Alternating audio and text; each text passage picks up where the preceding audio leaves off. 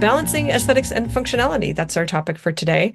This is a more or less repeat of the presentation that I gave recently in Brisbane, Reconnect Brisbane, and I'm really happy to be sharing it with you all today. If you don't know me yet, then I'm Alexis Allen, and I'm from Toronto, Ontario, in Canada, which is on the North Shore of Lake Ontario. And this is a photo that I took from our sailboat. Actually, my husband and I bought a boat last year, and it's really super fun. So I took the advantage of taking this photo of the CN Tower, which is sort of our most famous landmark, and whatever they're calling that stadium nowadays, because they've changed it a bunch of times. But yeah, this is the iconic Toronto view. Um, I've spoken at a bunch of different events. This is, back in the day when it was DevCon, and also CQDF, Claris Engage, Reconnect Brisbane. I'm hopefully going to be returning to Italy soon, provided that we don't have a pilot strike. We're good, and also Barcelona, which will be amazing as well. I'm the founder of fmdesignuniversity.com. And if you haven't been there, I do have a number of free resources and articles about FileMaker design. I have a couple of downloadable resources. One is a UI design checklist, a visual design cheat sheet, and a workflow design reading list. So the UI design checklist is sort of a list of all of the things that you can kind of go through and make sure that your solution actually adheres to these principles, I guess, or just tips, I guess, of things to remember to look for when you're actually doing your design. And the visual design cheat sheet is more focused on visual design specifically, so design principles, sort of do's and don'ts.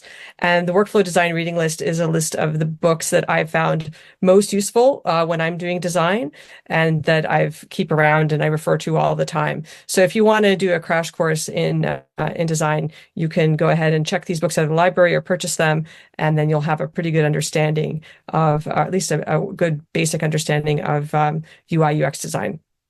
I don't know if you want to take a photo or a screenshot and you QR code it, and then you can the link is just there, fmdesignuniversity.com/resources.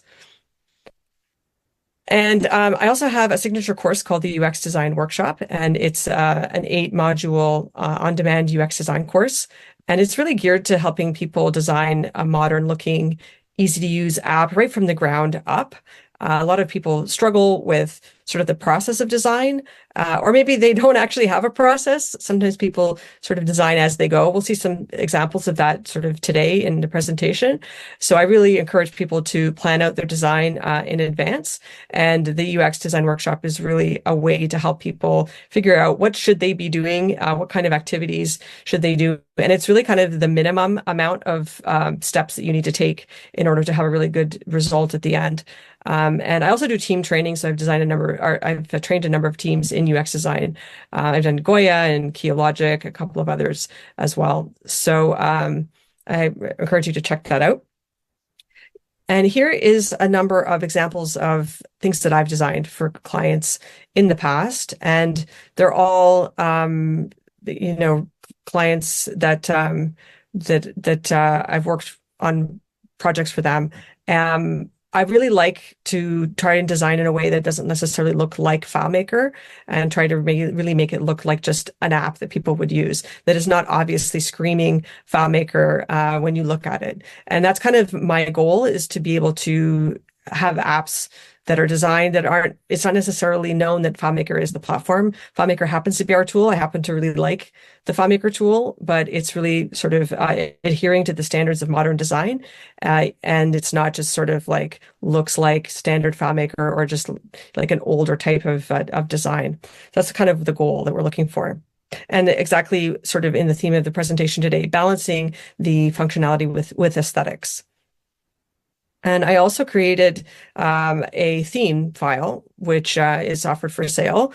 It's a lot of people find it sort of difficult to create a UI design, and people were asking me for themes. It's been a request that's come up again and again, is like, can you create a theme? But I really struggled for a long time of like, how do I actually do that. I didn't want to just create a file that was just a bunch of random objects kind of all lumped together and then just let you decide how to do them or figure out how to use them. So I really wanted to make it more practical and really show you how you could use these objects in a real layout and how like a real design using these objects would look. And so it's a fully functional unlocked file. All of the scripts work, and I've got a lot of naming conventions that I've used in there, and the theme is also all named as well, which is another problem that people talk about as well, is like, I don't know how to name the theme. I don't know how to name my objects. So that's, you can kind of sort of go in there and see how I've done that. So it's all FileMaker native functions, and there's no JavaScript. There's nothing wrong with using JavaScript, but I wanted to focus on FileMaker functionality specifically. And you can, explore how it's built or use it as the basis for your next solution, or just adapt the styles and use them in something of your own. I also have a podcast with Matt Odell, who some of you may remember used to work at Claris back in the day. And Matt and I were always chatting about design. He's a user experience specialist now with a large company. And so we started a podcast last year, and I've been traveling, so I haven't had a chance to go through it. We have started recording our new season, so that will be coming out again soon. And we did a bonus episode recently with Matt Navarre and Chris Ippolite, and we talked about AI and design. So that was super interesting and fun. So that's up recently. But you can go to everyonecan.design and take a look at that. All right. So I think I mentioned that my husband and I own a sailboat, which we bought. It's a super old boat, which you can kind of tell. It was built in 1974 by a Canadian boat company called CNC. And it's really known as being very easy to sail in light winds because it's not very big. It's only 25 feet. And so it's not super heavy as far as sailboats go. But it has good coverage of the sails compared to its size, and it also has a decent amount of room inside. So even though it can go fairly fast in light winds, it's also a good cruiser. So sail people are often divided into racers and cruisers, people who really like to race, and those boats sometimes sacrifice comfort in favor of being really, really fast. And then there's people who like to cruise, and those boats are maybe not as fast for sailing. But this is kind of considered a good in-between boat. Not that we do any sailing, we're all cruisers. So for us, my husband and I, it's the perfect boat. Because, if it gets a scratch, it's already got lots of scratches. So we're not going to worry about actually damaging it too much because we're still learning. And this is our very first boat, although my husband, Jason's been sailing on a friend's racing crew for several years. But it's great for us, and, it's used. And the reason I'm mentioning this is because it actually ties into our theme for today. And that is our friend also has a boat, and this is Alan's boat. It's a really beautiful, I think, 40-foot sailboat, brand new, relatively so. It's really gorgeous inside. He and his wife take longer trips. They can really be stocked up for a week or so without having to go back to land to stock themselves up with supplies. And both of them are retired, and they like to take really nice long cruises on their boat. And it's really gorgeous. A lot of automation as well. It's much larger. It's obviously more expensive to maintain because it's a much larger boat, but it's perfect for them. So yeah, if I owned that boat, I would be very nervous about doing something and then, having something go wrong with it, or my causing a problem, like banging into the dock when I was docking it or something, right? So that's Alan's boat. And then we have people who own boats like this, which is a amphibious car boat from the Netherlands. There's recently a flotilla of 100 of these boats, which is the sort of amphibious cars. And they were just, it was like basically an exhibition where people just brought their amphibious cars, and a lot of them are classic cars as well. And so these people, I guess, are into novelty, and there's no accounting for taste. It's not something that would be perfect for me, but it's perfect for them. So really the moral that I'm trying to get at here is that you really need to understand who's going to be using your end result, your product. In this case, it's our app. In the case of the boats, it's the boat owners. But in the cases of creating an app, there's this kind of marrying of functionality and aesthetics. Obviously, the novelty boat is more aesthetic than useful. You can't really go for more than a short trip in it, but it's really sort of tailored to the needs of the people who are actually using it. So one thing we need to really think about when we're thinking about functionality and aesthetics is really who is the user and what are they going to be doing with it and what's their priority. So what we're going to discuss today is why both aesthetics and functionality are important in UI design. You kind of want to really have a balance of both if you can. Why you need to understand your users, just as we were saying, in order to achieve that balance. How human perception affects the usability of your apps, and why simplicity really is the key to achieving that balance. So if there aren't any questions, I will dive in, and we'll start with the functional approach. So the functional approach is, a little bit like this barge. It's really, really functional. It can, carry all these containers. It's really not built for aesthetics. The aesthetics don't really matter that much. And this is often kind of what results when you're designing for yourself, or you're designing a really complicated tool that's going to be used solely by people who are experts. In that case, you can kind of lean more into the functional side of design. But if your audience needs or wants a more supportive approach, and it's important to remember that most people are just average, there may be some experts, but there's probably a lot of just sort of middle of the road people who are going to be users of your app, then you can risk alienating them if you kind of take this approach. And you'll sort of see that back in the day, things tended to look more functional, but over time, designers have started to lean into a more aesthetic approach because frankly, it's just good business. Designers have realized that the aesthetics will attract more people to the product and they will, make more money and have a better time using it. But that said, let's look at some products that are really lean into the functional design part of things. The first is the Microsoft Band, and it was announced in October of 2014, and you will be forgiven for not remembering that it existed because it didn't last very long. It was just 2 years, and so they stopped sales of and development of this, and I think the iWatch came out around the same time, so that may have had something to do with it.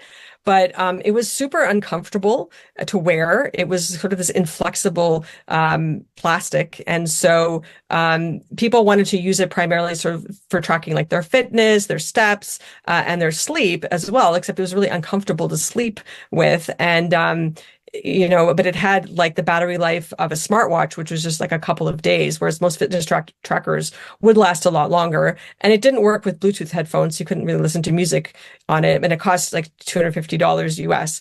So it ended up sort of being this like uncomfortable, overpriced step counter. And, it really sort of didn't work and it didn't sell very well. I think you could sync it up to your Windows phone, and we know how well the Windows phone ended up doing. So at the end of the day, it really didn't fulfill what people needed it to do. And it's hard to know whether or not they didn't do the right research or they were trying to rush something to market because they knew the watch was coming. I have no idea, but it really did not fulfill its use. And so it didn't sell well and they killed it. And it is interesting to think about whether or not it would have sold better if the aesthetics had been better. And so I don't know if that's the case. Maybe they would have done a little bit better with it. When the Apple Watch came out, it was a lot more aesthetic right off the bat.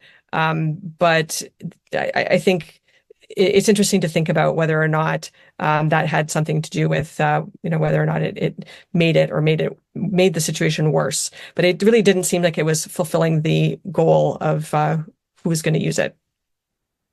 So let's move to actual user interfaces. So this is an interface which is, I guess, a file moving interface, I think. and it's really sort of indicative of stuff that was being created. And this is an old, like, granted, this is an old interface, so things looked a bit different back then. But the thing was that people were criticizing this design even in 2004. I think this is from, and where I took this from, really, it was like people were saying this is bad, and so just because it's old doesn't mean it was bad. And so I think this kind of thing happens when you're kind of designing for yourself and you're sort of building it and you're designing it as you're building it. So you haven't designed it ahead of time. You're sort of like, oh, I think I'll put this here. Oh, I think I'll put that there. Or sometimes what will happen is clients will ask you, can you do this? Can you do that? And so you end up just adding things to the interface and sort of just finding a place for them. And so sort of trying to squeeze them in wherever you can, making things smaller, making room, and just sort of adding and adding and adding, rather than taking a step back and thinking about, all right, who are my users? What do they need to do with this interface? And then really planning in advance what it is that you're going to do. So we kind of got to remember that we're not the user and that we're designing for other people who don't have the knowledge that we have. This is an annotated version. I think this was an attempt to make it more understandable. I think that's why this was. I couldn't figure out why this was created, but it's really hard to understand. Even with the annotations, I think still is challenging to understand what's supposed to be doing. And there's an old joke about UIs, is that if you have to explain them, they're not very good. And so it's really, it's something that needs this amount of annotation. We could say leaves lots of room for improvement. Let's just say it that way. And one of the main things I think that's the problem with this is that there's nothing really to indicate. There's no visual cues that kind of help us understand what the structure is, or there's no kind of patterns that will allow us to look at this and understand, what am I supposed to be doing with this? What's the most important piece of information here? What's the workflow or the flow of information that I should be going through? What do I read first and click next? And there's nothing kind of inherently allowing us to predict what will happen if I click a button. Like there's really no kind of rhyme or reason to it. Here's another one, which is a little less egregious, but it sort of is very, very flat. And again, it's suffering from the sort of the Windows 95 look, which is a bit of a problem. Everything is kind of like embossed. And as you can tell, we've gotten away from that, partly because it just looks so busy. It's really hard to look at. And again, there's a little bit better here. There's a bit more grouping. There's a little bit more cues of this, retrieval options, running options, sort of giving us a little bit of clues of what it's supposed to be doing. But again, it's not a very clear information architecture. And information architecture refers to really the structural context of that information that's contained in the app. So there's a logic here. There's a data structure behind this app, but it's really hard to tell what that is just by looking at it. And that's a problem. So if we look at this sort of area up here, you can kind of see that there's some lines grouping the hosts on the left, but then there's a sort of another line that's sort of bisecting that underneath it. And the allow list, reject list are kind of seem to be connected to the fields, but the fact that it's grouped, it's just sending a lot of very conflicting information about what is related to what, right? And so when we're doing something that is more aesthetic, we're giving more clues about what the process should be, what the internal structure is, and we're trying to communicate all of that to users. So people are looking for patterns in the apps, and you want to kind of like give them those patterns so that they have clues and what they are, should be looking for in order to help guide them through. Does that mean emboss is gone for good? I don't know. Maybe, maybe not this much embossed. All right, so there's another one, and this is actually still around. This is an older version of this interface. And again, there's a kind of a lack of a visible information architecture. If you already know what this does, then it might be easier for you to, or I don't even know if it is easy for you to use, but you can use it. But it's still difficult to kind of understand just by looking at it how you're supposed to use it. And so what'll sometimes happen is that the client will simply start asking you for things. And I have a friend who likes to say, you're not a barista, right? And you don't want the designers, or sorry, the clients to be the designers of the system. You're not there just to execute, their wishes, where they say, okay, can you please just move this over and add this in? In theory, we're professionals who we give recommendations to our clients, and we want them to we want to sort of distill all the information that they give us into a cohesive whole and then produce something that is usable for them, as opposed to just asking them where they want us to put stuff and then doing that. So I'll show you the updated version of this. This is the redesigned version, and it is better. The screen is much larger, first of all, so there's just more space for everything, and then they can kind of increase the amount of white space around things, which helps. And they've kind of gotten away from some of the embossed. The embossed is still there, but it's not as much, and it's not as high contrast, so it doesn't sort of stick out. But pretty much it is the same as before. Like nothing about the UX has changed. It's the same groups as we had previously, and it works the same way. They've kind of left this sort of empty space on the side after the numbering, where I guess they ran out of things to put. So rather than sort of giving more space to individual objects, they just sort of left this empty space, which, is not the worst thing in the world, but it also sort of feels like a bit haphazard. It's like they didn't really know what to do with it. It wasn't really conscious. So ideally, we want to really think consciously about where we're putting things, and there's a reason for them to be there and for the spacing and so on. That said, it is an improvement over the earlier version, and it's starting to move a little bit in the realm of aesthetics, although it's still firmly in the functional side of things. The other thing I wanted to mention about this kind of interfaces is that sometimes what ends up happening is when they're very, very complex like this, you get this sort of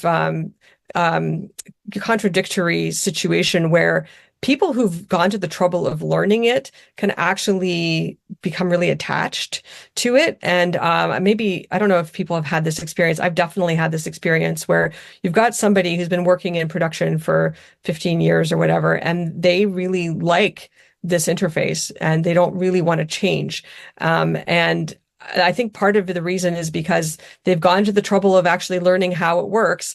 To some extent, it might even give them a sense of superiority because everyone else who looks at it goes, "Oh my God, I can't look at that. I can't understand it," but they do. And so I think that it's sometimes really hard if a client comes to you with an interface like this to just sort of do small changes to make it better because you've got people who actually end up being really attached to a UI, even though it's awful.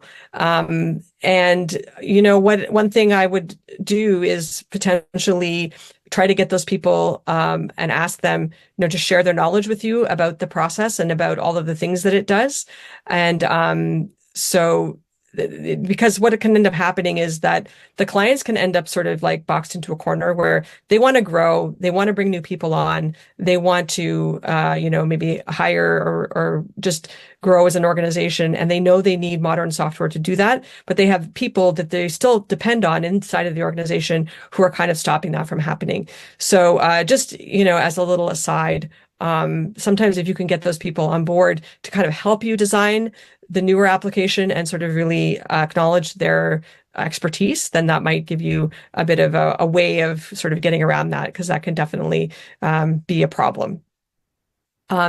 This is another one that is, again, it's starting to be a little bit more aesthetic. If there's a spectrum with functional on one side and aesthetics on another, it's starting to move into the middle. There's a few items that make it a little more aesthetic. For instance, there's icons that have a little bit of color on them that's giving us a little bit more clues as to what that icon does, whereas the previous ones we were looking at really were just gray. The different buttons have different shapes, so they're a little bit diversified from one another, so it's a bit easier to tell apart. You're starting to see some panels at the top that have group names that are styled a little differently. So it's a bit easier to see, under playback volume, progress, and so on. It's a bit easier to see what those groups contain and understand what they might do.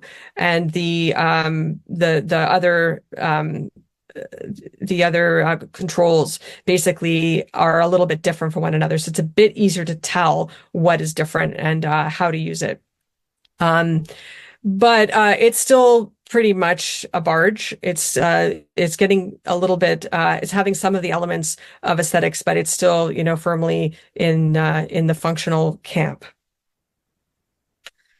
And there was just a comment about getting in-house users to stop using interface based on a paper application from decades ago. Yes, I feel your pain. I have a client from maybe the first place that I worked, and their current FileMaker system was based on forms that they had printed out, which probably were created in the 1970s when they first started the company. And it's very difficult sometimes to get them off. And sometimes they don't want to get off of it, and it's totally fine. You're okay with that. It's not the end of the world.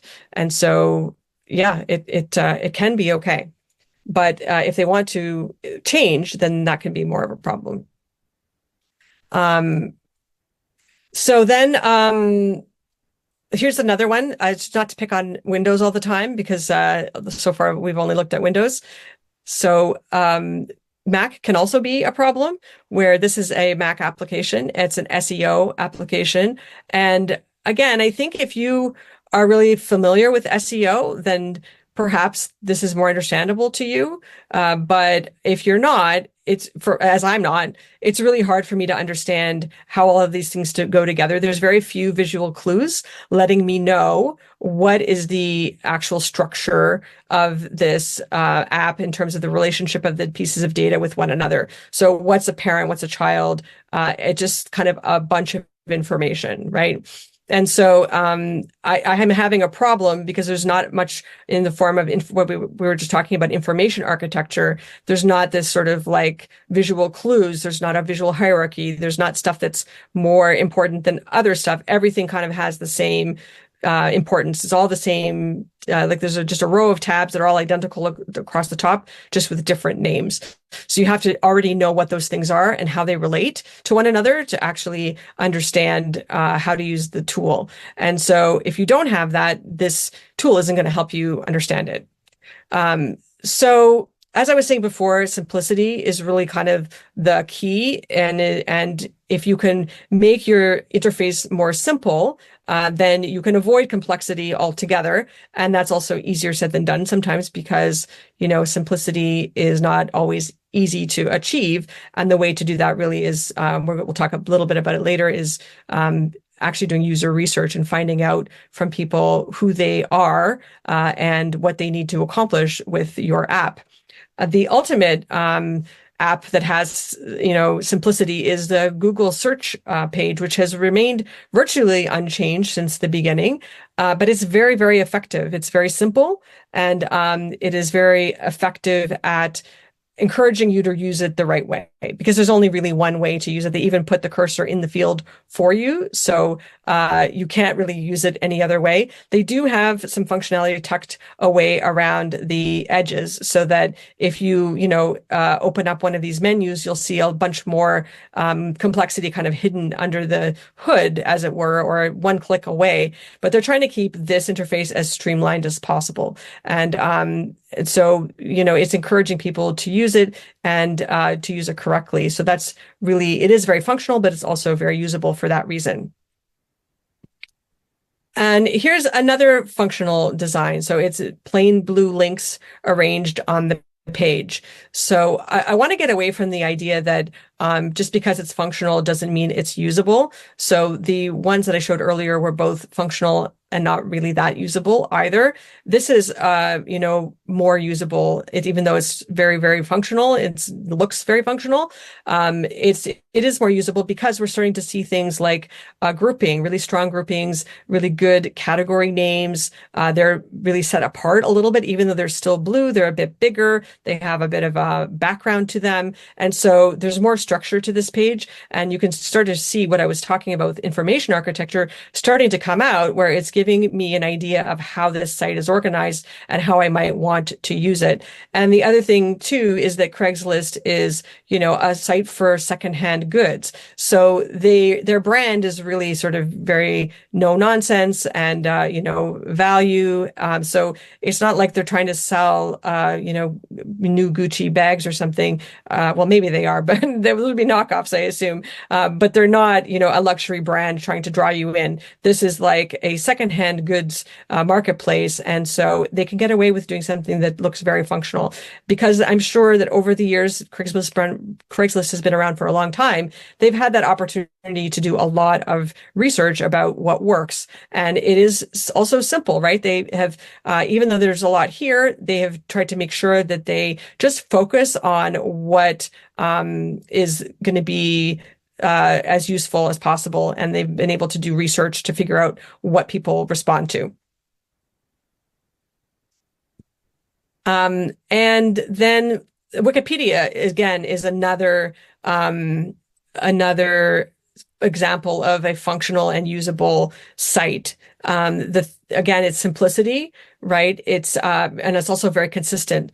So Wikipedia has a very predictable structure. We can actually see the entire contents laid out on the sidebar. It's broken up into sections, and I'm sure every page has different sections, but they all follow the same general pattern of sidebar. There's content in the middle, and then I think on web there's this other sort of settings right-hand sidebar as well. But they all follow this very similar pattern. And so it's very easy to navigate Wikipedia because any page that you go to is very similar to every other page. And so it's very easy to predict what each page is going to look like and to find what it is that you're going to be able to see or read. So it's very easy to learn. And when it's easy to learn, that means it's faster throughput and fewer errors. And so even though it's still on the very functional side, it's still also bringing some usability into it because of this consistency and simplicity. So they've been able to kind of, build on this for a long time, and it's also remained relatively unchanged. Here's now another app that is a checklist app from the App Store. It's starting to be a little bit more on the aesthetic side, so a little bit more white space. You can start to see stronger groupings. So a little bit more foreground. You've got these cards that sort of are seeming to rest on the background. You have category names. There's a couple of little icons there. So it's bringing a little bit of color into it with a bit of reinforcement for what those categories are. And it's still functional, but it's starting to be a little bit more on the aesthetic, but it's also very consistent and simple, right? So it's using these large, clear labels to make it clear what the information architecture is and how this app is organized. It's really clear on that. So let's look at Reddit. So Reddit is starting to move a little bit towards the aesthetics in terms of it's trying to bring in photography, right? So we often don't have the luxury of using photography because unless you are designing an app for a photographer, you're probably designing apps for, industries that are much more functional in their nature. And so, of course, if you have the ability to have beautiful photographs, then your solution will already look a little bit more aesthetic. But in any case, they do have access to photographs, so they're using that to draw you in. But it's still pretty much on the functional side. They have no idea what content they're going to actually have any given moment on the page. It's going to be a mix of different things from different places, and so they've created spaces for for the photos to come in, and they've created sort of placeholders for this information to come in and display. And they're using that consistency, that pattern of at the top. It's a photo with, a headline and a little bit of a description and then who posted it. And that's repeating over and over again. So that's predictable. So if we were to scroll to the right, we would expect to see more of the same, but maybe different pictures with different subjects. And then there's this repetition of the posts underneath, which is a slightly different format, but also showing you a bit longer, like a bit more information, maybe less picture. And then there's this communities, popular communities. But there's this sense of repetition. Once you read one thing, you kind of know what the next ones are going to be. So that sense of predictability and consistency, that's really important when we're building layouts to help people to learn and understand what our layouts are attempting to accomplish, and it improves usability. And now here we arrive kind of in the middle of the spectrum and slightly on the functional side, between functional on one side and aesthetics on the other. This is the Amazon marketplace. And so they're using a lot more photography because they can. And they're using this to good effect of having this grid. And given that they're sort of a high volume business, then they want to sort of put as much in front of you as they think that you might want to see. They don't unless you signed in, they don't necessarily know who you are.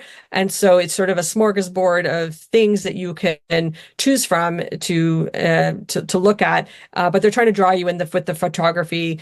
They've got a bit of a photo background, which can be nice as well, to sort of make it a little more interesting than just a plain background.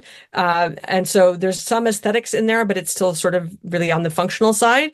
And they are trying to maintain that consistency by using this grid and being able to within the grid, they have a little bit of variation, but it's more or less the same pattern over and over again in the grid.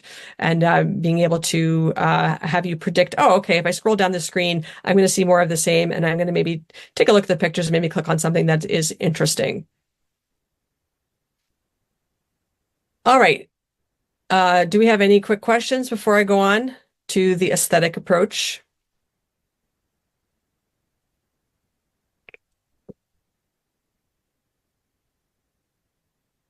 All right.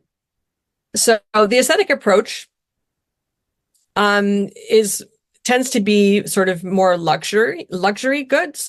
That sleek aesthetic design is often a mark of quality because it's sort of more difficult to achieve, or maybe takes longer to make something that is really aesthetic as opposed to something that's more functional. You maybe need greater tooling, or it just takes more time to achieve that something that is higher on the aesthetics, or that is really more aesthetic than something else. Think about, designer bags, or like something like this fancy ocean yacht. And the thing about aesthetics as well is that we're also, as humans, programmed to like things that are aesthetic, just as a feature of our psychologies. So when something looks good, we often think that it's also easier to use. And that may not always be true, but that's often true. And so there's a bit of an advantage that you can get when you design something that's very aesthetic. And why we like things that we maybe look quote unquote modern is because we think that they're going to be easier to use, or we're going to like them more. And so in a way, that's an advantage for us. We want to capitalize on that because we want users to like what we do. It's also something very difficult to get people to accept a new solution. And so we want to do whatever we can to make that happen. And when it's aesthetic, that gives you a little bit of a leg up, right? So it's called the aesthetic usability effect. And it just says that when something looks good, people tend to like it more and rate it as easier to use. So, it doesn't hurt to spend a little bit of time on the aesthetics. Now, that said, you really want to make sure that you're not sacrificing the functionality to make the aesthetics. So there's a really good quote from Adam Judge. It might be smart, cool, and cutting edge, but does it work the first time easily? So that's always going to be at the forefront of our mind. As you've seen already in this presentation, that you can still be functional and usable at the same time. You don't necessarily need to be completely aesthetic to make something that's usable. So you'd never want to sacrifice functionality in order to make it look better. You always want to make sure that it works really well as well. Now, that said, let's look at some fun things that are just really firmly in the aesthetic camp. So here's a product. It's called Umi, but I wonder if anybody has any ideas of what they think it is. Just think about it for a second. And when I looked at this, I was like, I really don't know what this could be for. So the description is, Umi redefines digital communication by transforming abstract emotions into tangible experiences, bridging the gap between digital interactions and human touch. And that did not actually help me any to understand what this was. Um, it is like I think like a voice message system that you buy one for each person you want to send voice messages to, and I don't sort of have some sort of haptic feedback when you get a voice message. I really was very confused. I don't even actually know if this is a real product. I thought it might be just a conceptual product that somebody had done, but it had won an award. And so for me, this is like something that really is very, very aesthetic. It's really nice to look at, but if we just do not understand what it does, so that's really not great, right? That's kind of a misstep right from the get-go. Here's another one. This is called the Juicero, and it was an appliance that would squeeze juice that what you could buy from this company. It was like juice in a pouch, and so it was a fruits and vegetables, kind of like a juice that was in a sealed pouch. I guess it was, fresh because it had been sealed close to the place where it was um, grown. But anyway, they decided that this was a machine that they weren't going to have any physical buttons on it, and they would you could use your app like on your iPhone to actually squeeze the juice, and it costs $700, believe it or not. And then after that, people realized that they could just squeeze the juice packs by hand. And so it really didn't last very long. But I mean, it got to the point where it was being sold. So it got through all of the earlier steps. And I have to believe that they really didn't do research with the correct audience because they got through their funding to at least produce a beginning start of this without realizing that it really wasn't practical for most people. So there's a very high number of things that you needed to have in order to even run it. So you needed to have your phone, it had to be charged, you had to be on the Wi-Fi network, and so like just to squeeze a pack of juice, right? It didn't make a lot of sense. So this is really a classic case of what happens when you're just focusing on the aesthetics to the exclusion of functionality and practicality. And here's another one. This is courtesy of Apple, which is the Apple Watch Edition. It was an 18 karat gold watch that cost, I don't know, it's $10,000 to $17,000. It was, I think, also the first version of the Apple Watch, and it's really beautiful. But it's a piece of technology. If you're going to spend that amount of money on a watch, you're probably going to spend it on something like a Rolex or another luxury watch, as opposed to a piece of technology that's more or less guaranteed to be out of date in a couple of years. So perhaps it was just, an item that wasn't ever meant to be actually, sold in large numbers, and it was sort of like a novelty item for Apple, but it didn't really catch on, and so it was very short-lived. Now, just for fun, we could just compare that to the Microsoft Band. And take a look at that. It's quite the comparison when you look at the two of them. Definitely, the Apple Watch is definitely much nicer in terms of design, but the price tag for that really wasn't worth it. And I think they realized that. And of course, Apple Watch has since been very, very successful, but not in the gold-plated edition. And here's a clothing brand called Almighty. My daughter sent this to me, because she was shopping for clothing and she was like, "Oh my God, look how bad this is." If you go to the website and you see this picture in the middle is rotating as well, and there's also a video background, so it's just all really very aesthetic. I guess it's a look, but it's really hard to use. It's hard and it's very distracting. But somebody went to the effort of actually coding this and designing this, and it's quite amazing that they did, but they did. And so this is again another example of something that's very, very aesthetic, but not super usable. So yeah. Now let's look at an app that is actually really aesthetic and usable. So this is the Time Shifter app, and I recently was in Australia, as you may know, and I used this app to help me navigate the jet lag so that I would be able to, be in Australia and not be dead on my feet the first couple of days. So I put in sort of where I was coming from, where I was going, a little bit of information about my sleep schedule, and it provided me with a set of recommendations for when I should wake up and go to sleep, when I should stay in the dark, and so on. And it doesn't do much, right? It's just doing this one thing. But I was really struck by how good looking and usable this app really was. And because it looks good, it's also, the aesthetic usability effect is definitely in play. It gives me a good feeling about using it because it does look so well put together. And so I think that really demonstrates really well how we can benefit from the aesthetic usability effect when we look at something like this and say, oh yeah, this is nice. I like this. It's good. And it also worked well too. Had no jet lag going there or coming back, which really surprised me. So it was useful as well. Now, just to compare, this was the British Airways version of the same thing. It really isn't even mobile friendly. They just took their web page and just sort of shrunk it and it didn't do any sort of optimization for mobile. So you can just compare the feeling you get from each of these different versions of apps. It's very different, and you can hopefully tell that the Time Shifter does a much better job of giving you a good feeling about using it. So here's a writing the app that I use. It's called Ulysses, and it's very minimalist.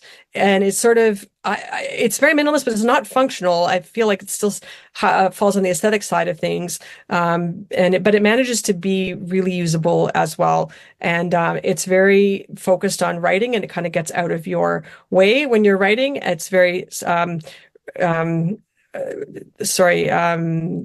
recognizable is the word I'm looking for. It's very recognizable pattern. It's very similar to email, where you have the sidebar and then you have like a master detail view, and it has some things tucked away that are really quite useful. And it just does this really, really well. So this is sort of on the minimalist side of aesthetic, and great app for writing or taking notes.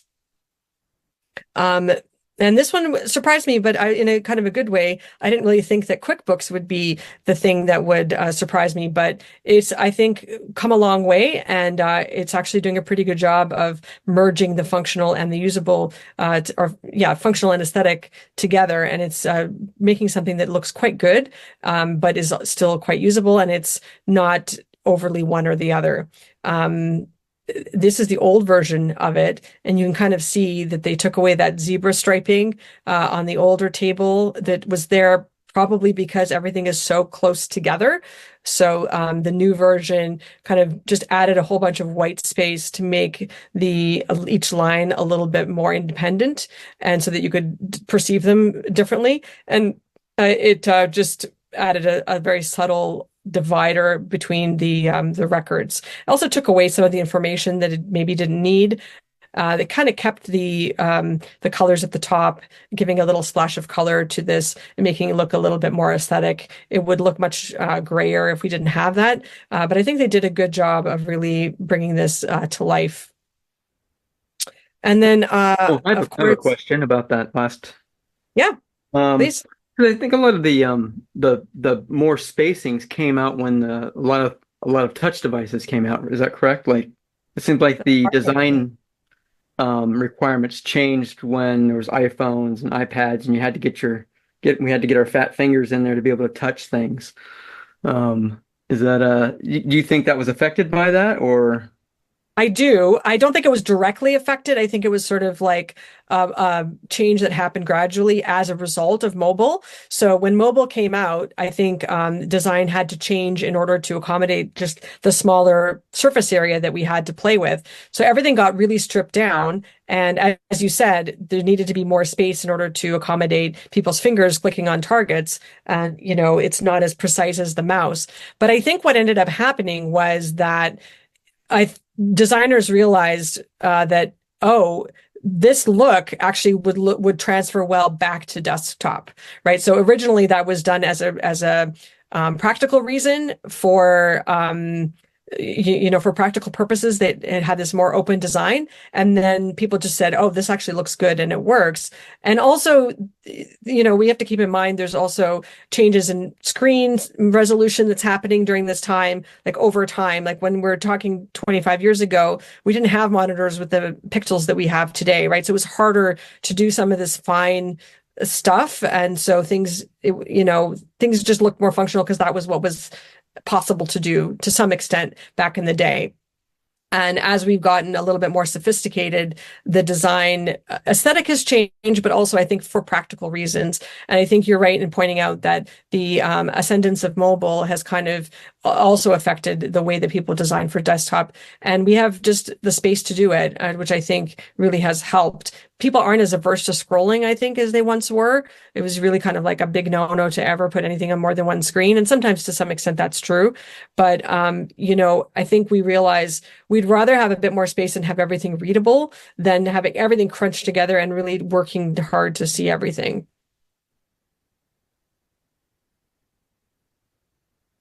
Any other questions? Comments? Okay, so Apple.com doing a great job here, just demonstrating also what you can do with good photography. But I think it's still worthwhile looking is they've got these, just splashes of color, a little bit of interest that they can bring in. They've got all the same device, but just in different colors. So it's a repetition. We see other things like consistency, right? A very consistent look. Simplicity. So, one product with a headline and maybe like a little tagline and a couple of buttons. So not much there, but then really they sort of repeat that throughout the rest of the page. So it's very easy to learn. It's very consistent. And in a way, they're kind of in the same spot as Amazon in that they don't know exactly what you want when you come here. And so they're kind of trying to show you a selection of things. But unlike Amazon, they're not, they have many fewer products. And so they don't have to rely on as many grid of stuff to show you because, Amazon has literally millions of things, whereas comparatively speaking, Apple is focusing on a few key products that they want to feature on their homepage. Now, quite frankly, the other thing to remember is that this page is really like a gateway to something else. So probably you're not going to be spending a lot of time on the homepage. You're going to come here quickly, maybe give a quick glance, and then dive into something deeper, or maybe you're going to take one of the options, from the top menu bar or whatever. But I just wanted to show you this because I think they do this really well, this functional and aesthetic really together in a really elegant way. So if we're talking about, how do we actually achieve this? I think I talked a little bit already, but I'll mention it again, which is simplicity. And the thing about simplicity that's difficult is that we often get clients who want us to put a lot of stuff on the screen, right? And so we want to create something that's really simple, but we already have, a lot of things that we need to fit in there. And I think that actually the photo app actually does a good job of this. There's a lot behind there, but it's most of it, the real estate is devoted to just taking the photo. And, we respond well to attractive interfaces. So it makes sense for us to do as much as we can to make them as attractive as possible. But the way that we can know what needs to be surfaced and what can be hidden away to simplify the interface is really by doing user research. So, oops, sorry about that. I didn't mean to go by that so quickly. So user research is the way in which we actually can figure out what needs to be right on top of the UI and what can be safely hidden away. And sometimes as well, you might need to figure out who your users are. So there might be different roles. When you have an approach that's like everything in the kitchen sink, it's much more difficult because everything needs to be on the layout. Like if all of the users are using one layout to do all of their work, that's going to be a lot of functionality that needs to happen on one layout. And so you may start to think, well, maybe it might be better if I was able to streamline this a little bit and I have these two user groups And maybe there's a bit of overlap between them, but I can create one set of layouts that is simplified and aesthetic for this group. And I don't have to worry about this other group just yet. And then I can create a second set that is for this other group. And each group is optimized for what they do. And then therefore, you're not left with each of them sort of complaining that their thing isn't on the layout, right? You're able to do two different experiences and keep everybody happy. Can't always work, but that's one of the reasons why we do research. We interview our users as much as we can. We try to talk to them. If it's possible to talk to the actual people doing the work, that's really, really helpful because you'll get a different perspective of what it is that they do and how do they do it? What kinds of things are they up against? What kind of pain points do they have in their day-to-day? There's also one good thing is to ask people to show you what they're doing and not just tell you, because a lot of times the things that we do every day are kind of unconscious. We just sort of click through, and it's hard for us to actually know exactly how we got from one screen to another. Whereas if you can watch them, then you'll pick up on things that they might not notice. And a lot of times users kind of conflate the process with the screens that they click through, and they're similar, but they're not always the same. So those two things can be separated. The process is, what information do they have? What information do they need to gather? And then what do they do with that information? Like, do they enter it in, or do they, enrich it in some way, or do they send it on somewhere else? And like, what's the process? What's the 1, 2, 3 step process that happens when they do that? The screens that make that happen are a different thing altogether. And a lot of people, though, don't have the ability to necessarily describe that to you in an abstract way. So one of the best things to do is just ask them to show you, well, how do you create an invoice? Show me how that happens. And you'll learn a lot of things. Also, asking open-ended questions is really, really helpful. So when you ask people to, don't ask them yes or no questions. Tell me a little bit about, what you do when a customer calls, or what does that look like? Then they can have an opportunity to give you more information about that. And the last thing that I would recommend is that people really do wireframes. So we looked at a lot at the programmer's interface at the beginning, where we were seeing solutions that looked like they had been designed as the person was building them, and maybe designed for that one person. But most of us are here to design for people that are not us, that are clients who are paying us, or user group that we don't necessarily, we may know them, but we're not those people. We're not doing those jobs. And so it's really, really helpful to do, at the very minimum, some drawings of what you think the process might look like, what you think your solution might look like before you actually start building it, and possibly even doing some prototypes. This is a photo of just a simple paper prototype, which is really just literal, sketches on a piece of paper cut out, and then you can kind of walk through. But even just doing any kind of wireframing ahead of time can just save you so much headaches down the road, because you have an opportunity to kind of figure out if what you think is exactly what what the client thinks is the process as well. And you have an opportunity to kind of have a discussion with them of like, hey, are we on the same page? And then you can start to think about what your information architecture is going to be, and you can start to kind of put some of these ideas on paper and start trying them out before you really commit to creating something in FileMaker. When we start like spending time on something, then we become a little less willing to change it, and we become less like open to ideas and suggestions. At the beginning of a project, you really need to be kind of stay open-minded. And so when you don't spend a lot of time on something, when you just create something that's quick, even on Balsamiq, a quick wireframe that allows you to kind of try on a bunch of different potential options really quickly and easily, and then you're just kind of validating if they work, and you're not feeling so like close to them. Well, I spent so many hours doing this, I don't want to change it now. You kind of want to avoid that situation and just be willing to just try different things.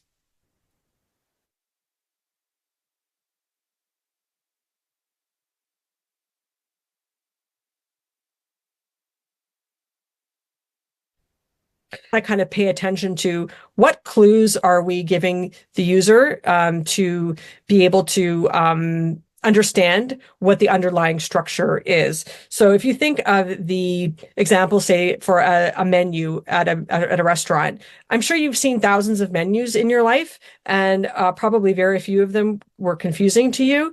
All of them had some very basic clues as to what they were. And so, you're expecting to see a section heading.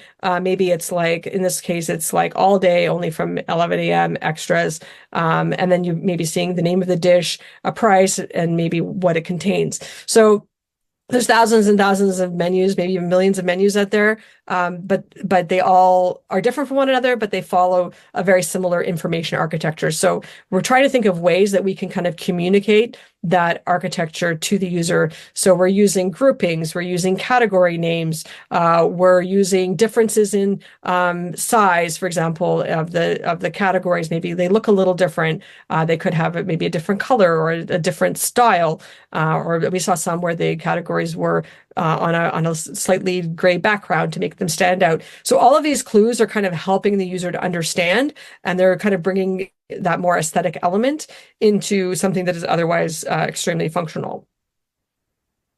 And then the last thing would be consistency. So consistency really is one of the most underrated, but also most important design principles, because you want to be able to give users something that they can learn, and then they can apply that learning over and over to new areas of the system. So they're not having to relearn every time a new window comes up. They're like, okay, what is this, right? You've set up some especially if you have a good information architecture, then you can apply that again and again to different areas of the system. And it's also really impactful because it's not something you have to do that's extra. It's not like an extra thing. If you're just maintaining consistency, then it's like you get good design for free, then it's just sort of a natural sense of looking right to your users, because everything looks like it belongs with everything else. And they're not going, oh, well, on the screen, I don't understand what this is, right? You're using what you set up in previous screens, and once they've learned it once, then they kind of know what it is all kind of throughout. So I really recommend that the more consistent you can be, the better looking and the more aesthetic your solutions will be, for sure. Actually, just out of interest, this is also Toronto Harbor. This is the Music Garden, and the marina right next to it.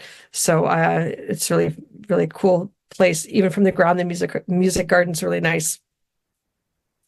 Okay, so that's basically my presentation. I just want you to avoid doing something like this, which is all of the expanded Windows toolbars. And instead, we want to kind of go towards something more like this. And we want to really balance the aesthetics and the functionality. And because when we design it well, then users trust us.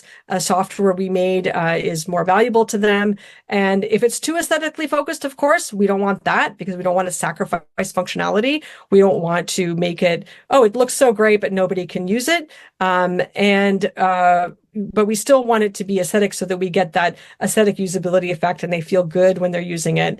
And because when they're more productive, then they will, think you're a genius. They will be happier with your work. They will, come back to you again and again. And your clients will make more money because they will have a really good return on their investment when they've invested in design. So that's really what I wanted to impress upon you today, is to really think about the design, think about how you can bring more aesthetics in so that you can create more value for your clients. I do have a few, as I mentioned, a few free resources for you. And if you wanted to go down and download them to kind of help you get to this, to bring some more of these things into your own work, UI design checklist, visual design cheat sheet, and workflow design reading list. And there's also, I already showed this before, there's also a Facebook group as well. If you're interested in joining us in the Facebook group, it's facebook.com/groups/FileMaker UI design. So are there any questions?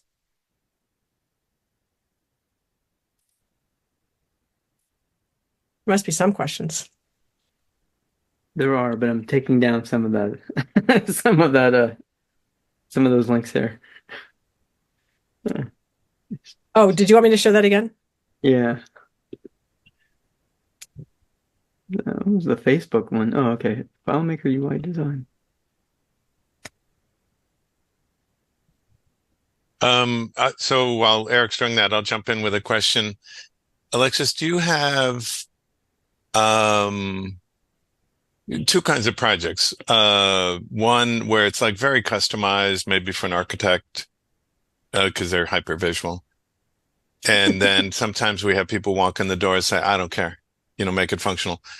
Yep. Did you work off do you have like starting templates where like if people don't care, okay, great, then I get to decide. And then you can use those patterns, whether it's the colors, the functional buttons or whatnot. I mean, the short answer is no, but I guess the real answer is sort of. So I always start from scratch. I don't have like starting templates. Some people do. Some people just use the same template over and over, and then it's, they customize it for each client that comes by. I tend not to do that. I usually start from a blank wireframe and I'm building something. That said, I do copy things like in terms of design patterns. Like let's say I have built, a type ahead value list where I'm entering stuff in the list and it's shortening. Like I'm not going to necessarily rebuild that for every person. I'm going to take it from where I used it and then I'll re-theme it to the new theme. So I do generally start from scratch on each project. Now that said, it's what I was saying about user research. Depends on your client how much aesthetics is interested or they need or want or is important to them. And so if you have somebody who really, really doesn't care, then it's probably not worth your while spending more than the minimum amount of work on aesthetics. And especially also if they are experts, as I was saying earlier, someone who's an expert who really understands the domain really intimately probably will be okay with fewer clues. But if you have people in there who are not experts, then they may need more pointers and they may need more ways in which you make the structure explicit to them because they won't necessarily know otherwise. So to some extent, I do tailor how much scaffolding or help or whatever. I'm always going to probably just because that's how I design, is be a little more aesthetic maybe than the average developer. That's just me. So I do think that you can tailor depending on what the client is willing to pay for, what they're asking you to do, the nature of the app. And yeah, so I always start fresh, but I probably do copy and paste things, scripts and various things from other solutions that I've worked on in the past. I'm not necessarily starting completely from scratch. Does that make sense? Yeah, it does. And I think two levels to look at it. The second you brought up, like one, we'll do, and we're a little bit on the functional side for half the projects we do. So we'll do like, okay, show the customer, here's a detail and here's a list. And that's, if you don't say anything, that's what it's going to look like. And, then we can move forward. What you said about the value list, like the components of any given element, whether they be a value list, a picker, or a drag and drop thing, widgets. That's interesting because even with the customers where we're doing a straight functional design, we'll have different subcomponents, and that'll vary for sure, for sure. We'll always have a detail view, and we'll always have a list view, and sometimes portals. But anyway, Well, yeah, it does make sense. yeah, I showed back in 2019, my workflow based design presentation. I did a solution that didn't have a list and a detail, right? It just didn't have that pattern. And that's kind of like more common on the mobile side of things. I think we were talking about it a little bit earlier about how mobile influenced desktop design. And so it just wasn't required. Like there's lists, there's portals and other things that they do, but it doesn't have that list form flipping. So maybe that's one of the reasons why I don't have a standard framework because I don't like every customer is slightly different and has a slightly different use case. And so the to me that list, there's nothing wrong with it, but it's very generic. And I tend to think that people go to a list to do something else. Like it's just the list is a way of giving them access to the set of records. But generally speaking, people are doing the same kinds of things over and over again. So maybe it's better to give them, maybe it's not, but it's worth considering whether it's better to give them tools to actually just directly do what they're going to the list to do. So if you already know that, they're looking for a set of tasks that belong to them that are sorted in a certain order, well, we can do that with a widget that just does that rather than just saying, well, go to the task list and do it yourself. It's not the greatest example, but hopefully you catch my drift. I do, and that might be a good lead into a question that I see from Alexi Folger. What do you think about a more directed workflow-oriented design where you sort of show data sequentially based on user workflow, business process, then all on one screen? I am very much for it, provided that it works for the user as well. I think that's actually great. And sort of what you're right, Tony, it does dovetail with what I was just saying.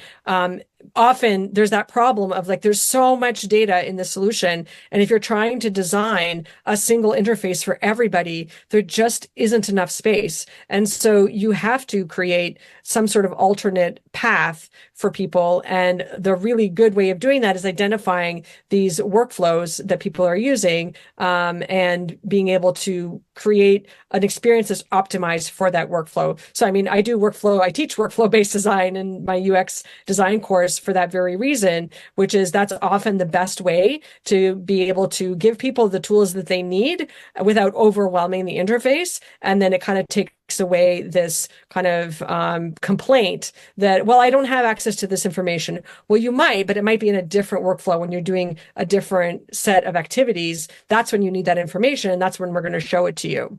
So yeah, I really think that that's really helpful and it solves a lot of problems, but it is a paradigm shift for some clients.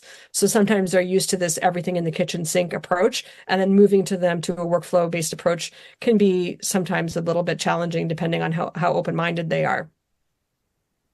I think Jay had his hand up. Yeah, I wanted to know your thoughts on font size and like, do you have a minimum that you use? I see a lot of things that look okay, but like everything I think needs a little more space.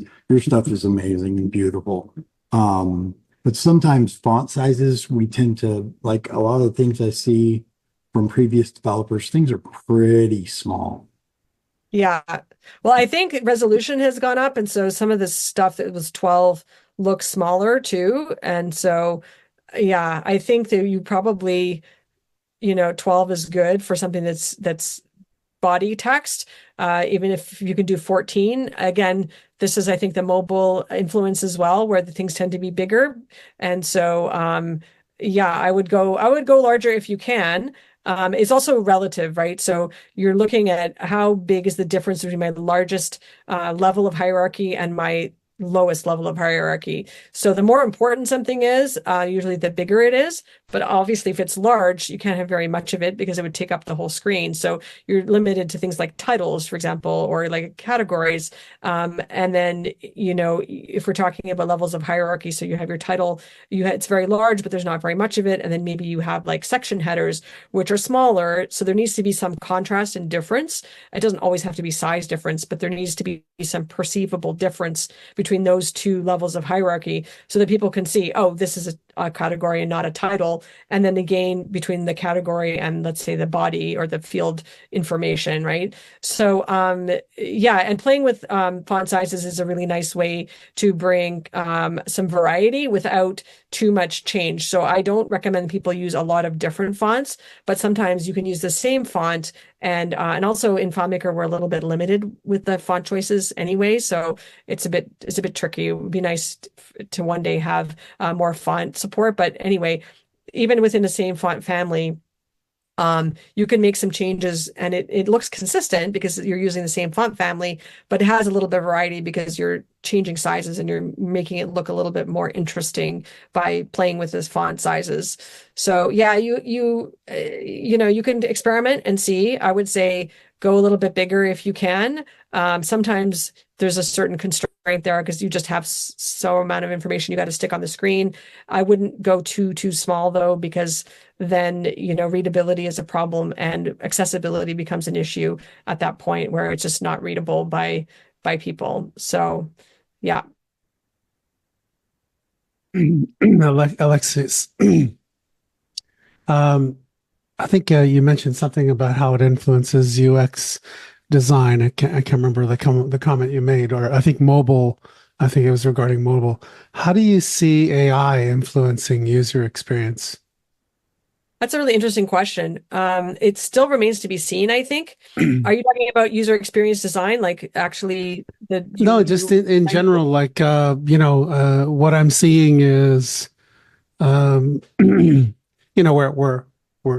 we're chatting with the right? chatbots and the Yep, websites, right? yep, But the yep. chatting is the chatting is so fluid that I want to go beyond the typing. I was almost like and this is even what Apple showed with Apple Intelligence and some things where they say, well, the museum. No, actually, you know what? I meant the other thing. So your trend of thought is your context and your user experience. It's kind of following you and being an assistant to you, right? So I'm thinking like it's not far from the future that we'll just say, you'll just speak to the system and say, here, can you generate the summary sales report for last week? And but I meant for last month. I think the thing that could be most useful about that is just the natural language where it can kind of understand what's implied. I think it might be a bit of a double-edged sword, and so we'll see. It'll be interesting to see where it goes. I feel like in a way we're sort of really at the beginning of it, and it's kind of like where we were with mobile, when the iPhone first came out, we couldn't really imagine necessarily where it was going to go. We were sort of at the beginning. I mean, they had to invent new gestures, like swiping and pinching and zooming, with the iPad. That was like not a thing in the same way. It was like, so this interface of us interacting with it with our hands was a kind of a new paradigm. So I think it will sort of see. I personally don't use something like Siri, so maybe I'm a bad person to ask because it never understands what I mean. And so maybe AI will be better. I'm very quick at typing as well, so I tend to type if I'm interacting with ChatGPT. It'd be interesting to people who have voice assistants to see how easy they find, calling up the voice assistant. I personally don't have that, and maybe I'm just, I don't know, Luddite or something in that respect. I'm interested to see where it goes, but I have so many tabs open. I'll be interesting to see how we can choose, well, which app am I actually directing my attention to at this point? Like, how easy is it for me to switch, from Keynote to email to whatever, right? And so I don't know what those mechanisms will be yet. Somebody mentioned eyeball tracking. Maybe that will be how it is. I do think there's probably a certain level of like a wall that we're going to hit in terms of like interfacing. The reason I say that is that, for example, I actually only see well out of one eye, right? I don't have binocular vision the way other people do. I have amblyopia, which is a lazy eye. And so, for example, a 3D movie, I can't go to see it. It's not lost on me. I don't get the 3D effect because I just don't have the same vision as everybody else.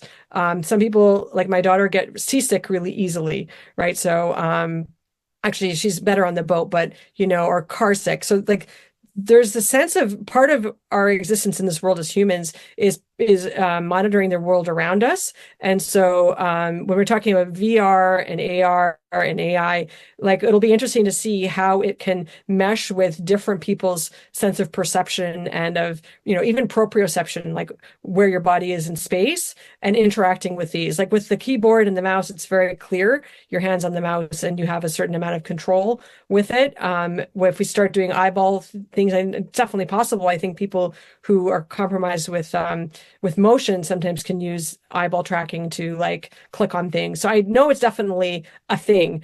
Will it be a thing that's really entrenched enough to get wide adoption? It'll be interesting to see. I don't know. Yeah. Thank you.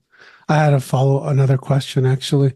Sure. So, from your experience, what would be the one or two things that Claris could change to the product that would make the design world of building applications and the user experience for users like a joy or I don't know, so much more interesting and etc. Right. So if you had Rick Coleman in front of you right now, and whoever else from the Claris team, and you could ask for one or two things, what would those things be?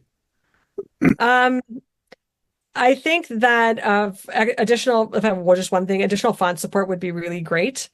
Being able to just have a variety because it would just expand so much cross-platform what we could reliably deliver. And so that would be really, really helpful. And I think it's probably much more complex than we necessarily think. I know fonts are not easy. And so I'm sure that's probably the reason why it hasn't come.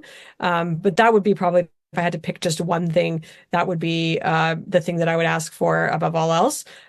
There's also would be really nice to have more kind of like layer support similar to what we have in Figma, so that if there was more of a tools to work in layout mode to work with, like for example, you can drag things in and out of a group. Like in FileMaker, you can just you group the group, and then if you want to add something to the group, you have to ungroup all of the objects, which means you also lose any calculations you might have applied to it, and then you have to regroup. So those sorts of things are not huge, but they're kind of like quality of life improvements. Some other things like horizontal portals would be nice, or maybe like a fixed sidebar would be. These are nice to have. These aren't like must-haves, but it'd be nice to have some more components that are more similar to what they can do on the web without having to resort to a web viewer. And I mean, and it's possible that FileMaker's like, well, you just use a web viewer, like go ahead, it's fine. And there's nothing wrong with that. But sometimes it's not always practical. You don't always necessarily want to do that. And so it would be good to have some objects that could expand the repertoire. And actually that reminds me, one thing that would be super, super helpful. Probably my second one after additional fonts would be responsiveness, right? Being able to have true responsiveness for layouts. Because right now we have some anchors. So you can anchor to one side or to the bottom if you want to, adapt to different sizes of layouts or to the middle. But it's really hard to do something truly responsive. So that would be amazing if we were to have something that would give us a little more control over the adaptation of different screen sizes. Thank you. Yeah, I thought it would be nice to have a lot of the calculation dialogues for some of the parameters like color and things like that, where you just if such and such value is over, above, or below this, then on a sliding scale, change the color or change the size of something or its location. I do think Russell created something that was like a color. I can't remember off the top of my head. I seem to recall there's a tool out there that can kind of give you like the correct base color. So for example, if you change the color and the color is darker, and then you need to change the button text to be white because if you have like say black text on a background, there was a tool out there that could do that. But yeah, I think having more. I mean, or probably the list is endless if we ask people. There's probably so many things we would want, and I'm sure that the resources are tight. But yeah, absolutely. I'm curious, has anybody thought of a way so when you click on something and you expect maybe something to pop up, but I don't know if you can actually control where it pops up based on where you clicked, or can we do that yet? Are you talking about like capturing the position of the mouse? Yeah, the position of the cursor, and then have it pop up there rather than. I did something sort of like that. It was sort of hacky and tricky, but you can pick up like the bounds sort of where like a field is, and you can like. I made it pop up kind of like a popover, but I used a card window instead, and had it pop up and stay like in line with that like row or that field. It was not easy to do. Yeah. Like I guess you could sort of imply where it is by if it's from a certain button or whatever, right? Like let's say they click on a button. If you knew what the bounds of the button were, you could sort of say, okay, card window open in this place based on the dimensions of the object. But I don't know, does MBS have something that you can capture the actual exact location of the mouse? I I'm feel like sure if it doesn't, yeah. Yeah, I'm sure if it doesn't, Christian, if he was here tomorrow morning, I would have it. So let me jump in. Alexis, what you said is spot on. It's a button. You said if you click a button, you can get the bounds, and that's absolutely true. And everyone should buy the Monkey Bread plugin. They don't need it for this. It's a get layout object attribute. I think that Jay Hall said that. She put it all together. Just put an object name on the button, and now here's the commercial announcement. We did this. I spent like a crazy amount of time working on pickers, and I would, if FileMaker's listening, we would like a get doc specifications feature, because my goal, user interface, was to have the pick list or the pick calendar or the pick time show to the right of the button. I thought that would be good, reading left to right. But if it didn't fit, I wanted to put it on the left-hand side. And then that was complicated because it's hard to know where the dock is. Those pesky users keep moving their dock. Right. Also, just so you know, MBS already has it. It's event monitor dot last mouse position X and last position Y. So it's already there. And you don't need it. You just don't need it. It also has event monitor dot last mouse click button and last click double click. Or last So mouse. if you didn't have an object, then could be helpful to kind of capture where they clicked. But if they're clicking on an object, you can probably do it without MBS. Sounds like. Absolutely. They're clicking a button. Yeah. If you're doing a picker, to pick the status of a purchase order or to pick the time of a whatever, you're clicking a button. And the button can have an object name. Right. Can we do a window that doesn't have can you do it like sort of a card window that has no document boundaries? It still has like a window though, right? A little bit of Chrome. Not much. I've built kind of a dynamic navigation menu that pulls up on a card window that gets buried and set to the left-hand side of the screen. So you click a button, it pops out. It looks like what we're used to seeing in other places on the web. Right. The other thing too is new in MBS is they can do transparent overlays. I don't know much about it, but Christian announced that when we were in Brisbane. And so that's interesting too, because you could have something that MBS you can display something on top of it, I guess. I don't know. Vince, do you know much about how that works? The MBS overlay? No. The overlay. No, I don't know how it works, but I've often wished that the card window had some affordances for such things, where you could say blur the background and make the window translucent, so that like your card window is like really like a sheet that comes above your main layout surface, and that never happened. Right. So maybe this MBS is like a way to do that. Although I guess you have to have it installed on the client in order for that to work, because right now we have MBS only on the server. Yeah. Well, Alexis, nobody knows what Christian is doing. It's all black magic. Programming.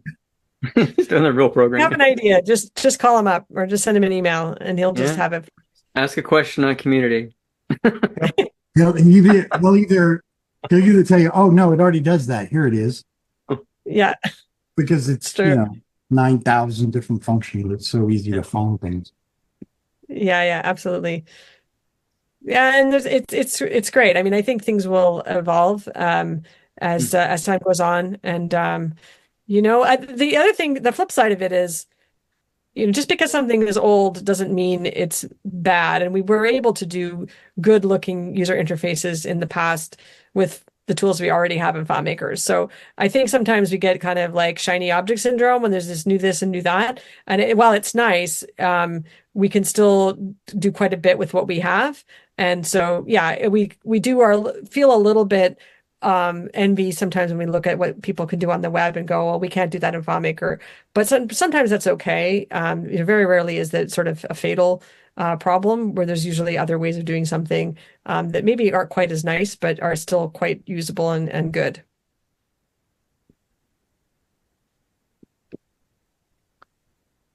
Very true. I was trying to think back to your example where you were saying that you could, because when Tony was talking about, you always provides a list and a detailed view, and you said, well, that's not necessarily necessary. And I was thinking, well, when wouldn't that be necessary? And I was thinking, well, yeah, actually, I do have a lot of users who will just stay in the detail view, and because they're able to do the searches there, they find what they're looking for, and they don't actually have to be in the list. Yeah, so this one actually, okay, all of these, none of these have like a standard list view. Mm. This last one's an iPad app, so that's a bit different. That's one of the reasons why. But these are all kind of, they can go to a list. The first one, I don't think I can show it to you without messing with the keynote presentation, but the one in the back, the first screenshot has FM search results, so they can pull up a list by going to FM search results and looking for something. But usually people are looking for something, and so a lot of the times you can know what they're looking for because they have a job, and that job involves looking for certain things frequently over and over again, right? So a lot of times you can kind of give them like a dashboard that kind of like this middle one. Maybe I should just try to fix this. Give me 1 second. I'll try to show this in a less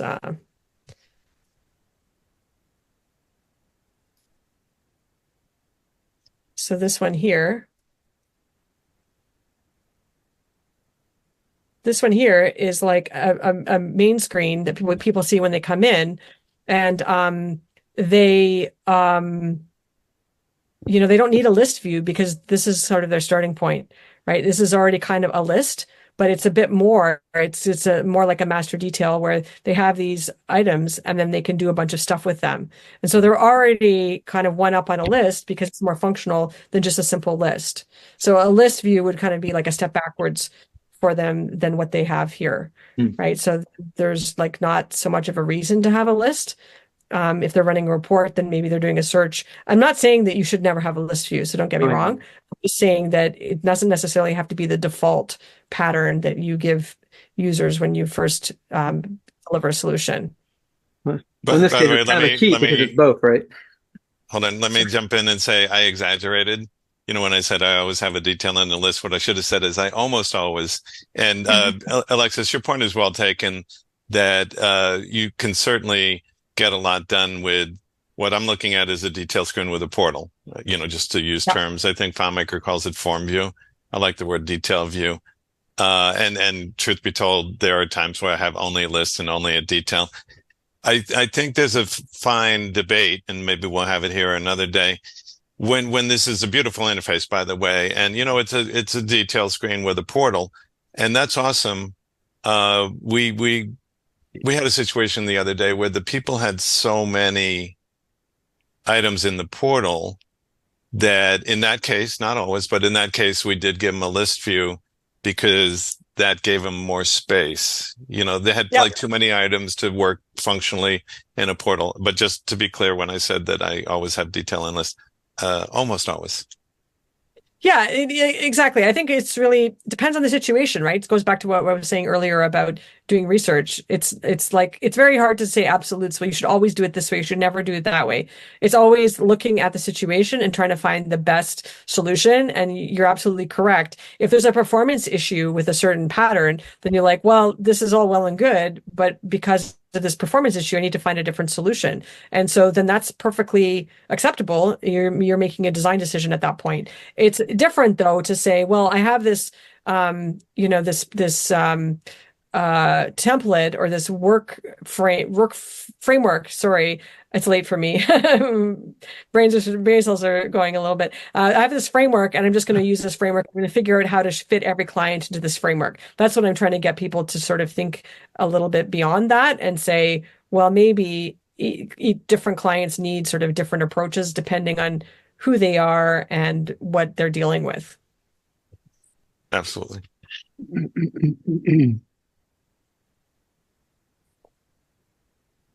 One thing, I'd say one more thing about portals. We've certainly had clients who like, portals give you like, you see it all in one screen, right? You see the master, whether it's a say purchase order, and you see all Sort the of. items and they're all right there. And If you have a lot of related portals, you might not see them all. Yeah, I just like list views. They're a little easier to work with. Well, I guess you could just say that details are good, portals are good, list views are good, and it depends. Yeah, exactly. It absolutely depends. What? No Yeah. table views? Well, somebody's going to advocate for table views. I have one system-wide. I have exactly one. That's I'd rather build a usually, list view. I'm usually the one advocating for table view. Well, table view has some advantages, right? They can like work with the fields. It's like sometimes table view is like if they need to build their own reports, sometimes you want to give them a table view so that you don't have to constantly be the one building like a one-off or whatever.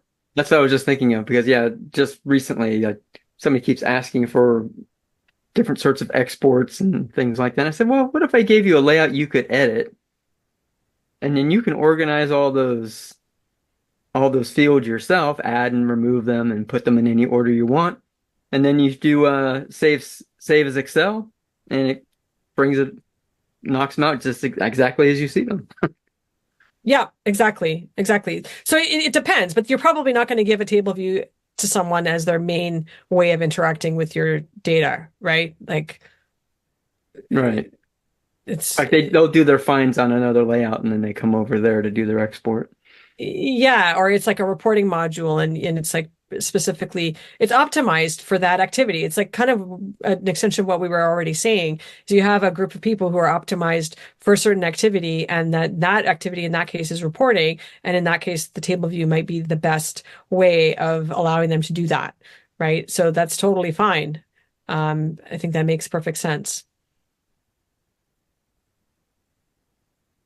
There's very few times where there's absolutes, right? And I think that's what trips people up sometimes with design is like it's not quite so clear cut. Although I would argue that even in scripting and calculations, there's more than one way to do any given thing, right? If you want to, I don't know, create records, there's a bunch of ways you could do that. You can do it through a relationship, you can do it through a script, you can like there's always different ways, and they all have like pros and cons, and design is kind of no different. It's just that it is a different paradigm than what we're used to. Probably most developers just haven't spent a lot of time thinking about design patterns and functionality and aesthetics that we're talking about today. And so it's really a matter of kind of knowing more about what the pros and cons are of various approaches. Do you how would you say this? So when you work on projects for clients, what do you do for aggregation? Like aggregation sometimes is, giving you the big picture of like, you have 3,000 tickets, 20 of them, 200 of them are in this state, 30 of them. Like how much data visualization do you work on or do in your systems? I haven't been asked to do a lot of data visualization. It's just sort of the nature of the people that I work with. Mhm. I think that it really depends on who you're talking to. So usually the people who want that kind of stuff are managers, and they're kind of in there from time to time. So if that's the case, if I were to end up with something like that, I probably would create a layout that was just optimized for data visualization. And I know that I think it's D3 has like a big library of different kinds of, like scatter dot, things and different kinds of charting and visuals that you could make for statistics and things. The challenge is always performance when you're talking about aggregating large amounts of data. So you kind of have to think about, well, is it going to be live data? Am I going to have a data warehouse that's going to run this? Am I going to like there's more of a performance issue, because especially if you're dealing with related data, right, it's going to take FileMaker a while to churn through all the records and do that. So if that's the activity, then you're going to build something that's optimized for that particular activity. And then maybe their day-to-day is going to be something a little more modest that's going to be a bit more performant, but it might be sort of like targeting the records that they need to work on for today, not the whole entire set for all time. You know what I mean? So it's probably a good idea to build a module that's just going to be geared towards performing that. And, unfortunately, the charting in FileMaker isn't great. But on the other hand, there's amazing charting in some other tools. So it's not like you can't do charts. It's not as easy to do natively in FileMaker.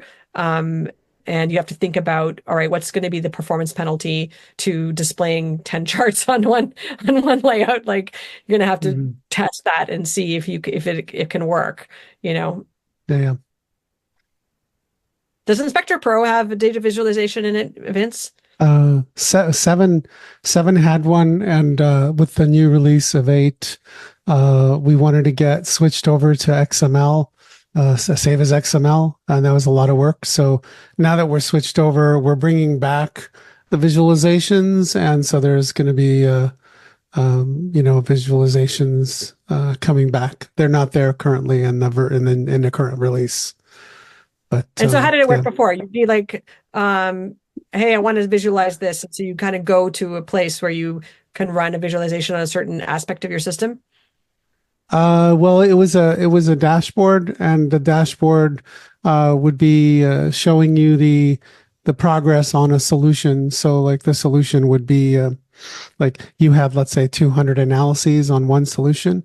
It would show you both bars and lines, whether you're increasing in problems, whether you're increasing or reducing the code debt.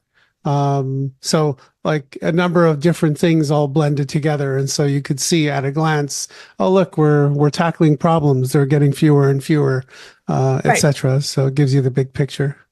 So at that point, you're kind of assessing your progress. You're not necessarily working on bugs. You're kind of like checking to see, all right, where are we at? Like, what have I been doing? What's the trend over time in terms of, fixing.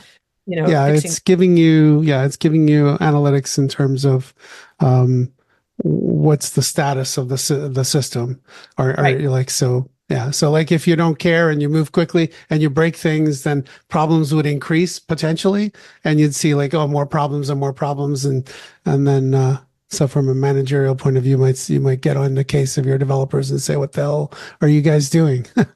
Right. And that's exactly the what I was talking about before. You have a manager who's periodically going in and doing that. And the day-to-day is like some different interface that is geared towards, like, actually working with the solution. Yeah. I mean, it's all comes down to user stories, right? So his role or her role would be to monitor and see the progress of the system, and they might not never even create a project or an order or whatever, right. And so so fun times. I've got to run, but Alexis, I just wanted to say that your stuff is amazing, and you really gave me a lot to think about tonight with your presentation. I really appreciate that. Oh, thank you so much. I appreciate your comments, and I'm glad you got something from it. Thanks.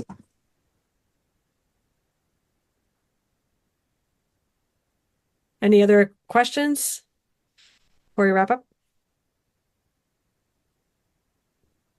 Thank you from me.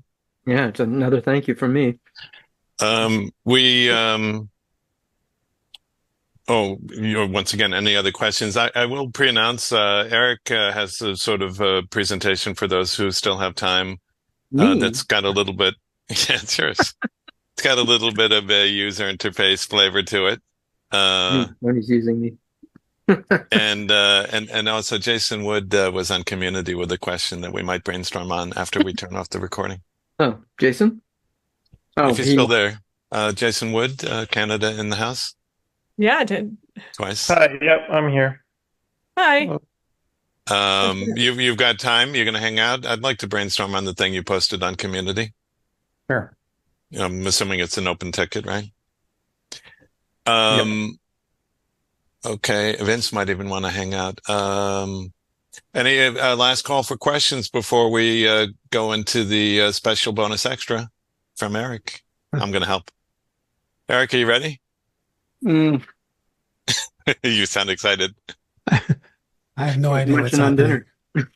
Okay, it's the thing that we worked on yesterday. You still got it? Can we look at that? It's fascinating. let me It see. also answers a question on Well, community. remember, I undid the whole thing, so Well, we'll get it back there.